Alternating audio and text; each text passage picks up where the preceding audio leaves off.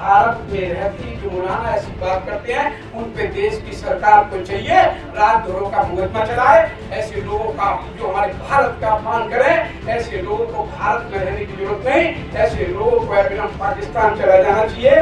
भारत में रहना है तो यूसी से सम्मान करो, भारत में रहना है माते बहनों का सम्मान करो। यूनिफॉर्म सिविल कोड को लेकर पहले से ही पक्ष और विपक्ष आमने सामने खड़ा है। आए दिन यूनिफॉर्म सिविल कोड को लेकर विपक्ष लगातार हमलावर होता रहता है, तो वहीं यूनिफॉर्म सिविल कोड के पक्ष में बात करने वाले विपक्ष के खिलाफ लगातार हल्ला बोल रहे हैं।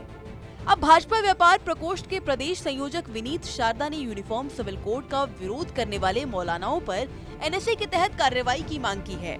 आपको बता दें, यूनिफॉर्म सिविल कोड का मुस्लिम लॉ बोर्ड ने विरोध किया था।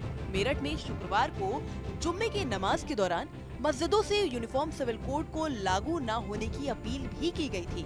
मेरठ के चौधरी चरण सिंह विश्वविद्यालय में आयोजित अखिल भारतीय विद्यार्थी परिषद के स्थापना दिवस के कार्यक्रम में बतौर मुख्य अतिथि के रूप में भाजपा व्यापार प्रकोष्ठ के प्रदेश संयोजक विनीत अग्रवाल शारदा भी शामिल हुए थे।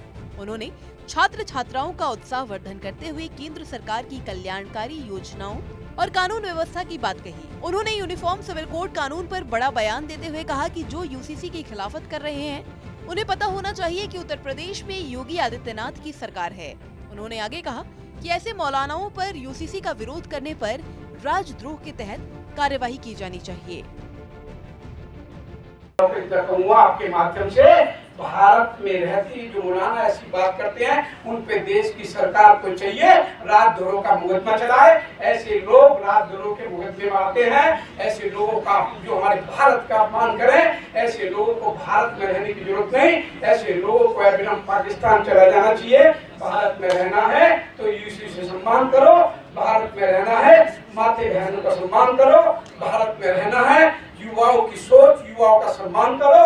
भारत में रहना है तो वंदे मातरम गाना होगा, भारत में रहना है तो जय श्री राम कहना होगा, भारत में रहना है तो जय श्री राम। उन्होंने कहा कि देश एक है, एक कानून होना चाहिए, देश का झंडा एक होना चाहिए। उन्होंने कहा कि यूसीसी किसी राजनीतिक पार्टी का एजेंडा है नहीं है, ना ही यूसीसी प्रधानमंत्री का एजेंडा है। यूसीसी 134 करोड़ जनता का एजेंडा है। उन्होंने लगे हाथ छात्र छात्राओं से अपील भी की कि वो यूसीसी को बढ़ावा दे और उन्हें अपने सोशल मीडिया प्लेटफॉर्म और यूट्यूब पर डाले। सम्मान इसलिए होना चाहिए, यूसीसी का सम्मान इसलिए होना चाहिए कि यूसीसी देश की किसी राजनीतिक पार्टी का एजेंडा नहीं। यूसीसी आपके प्रधानमंत्री का एजेंडा नहीं है। यूसीसी आपकी देश की 134 करोड़ देवतुल्य जनता का एजेंडा है। यूसीसी आपकी 134 करोड़ देवतुल्य जनता के मान सम्मान स्वाभिमान का एजेंडा है। यूसीसी आपके आने वाले वक्त का सम्मान का एजेंडा है। यूसीसी मेरी बहन बेटियों के मान सम्मान का एजेंडा है। यूसीसी मेरे युवाओं की आने वाली पीढ़ी को आगे बढ़ाने का एजेंडा है। तो मेरा इतना ही कहकर मैं बात खत्म करता हूँ कि यूसीसी को अपनाओगे तो जगह जगह फैलाओ, जगह जगह अपने यूट्यूब पे लाओ कि यूसीसी होगा तो भारत की माता बहनों का सम्मान बढ़ेगा। ना हिंदू ना मुस्लिम ना सिख ईसाई किसी माता बहनों को अपमान करना पड़ेगा, ना तलाक का मुद्दा होगा, ना कोई भाई भतीजावाद होगा, ना कुछ होगा। देश में एक ही नियम होगा, एक ही झंडा होगा, एक ही।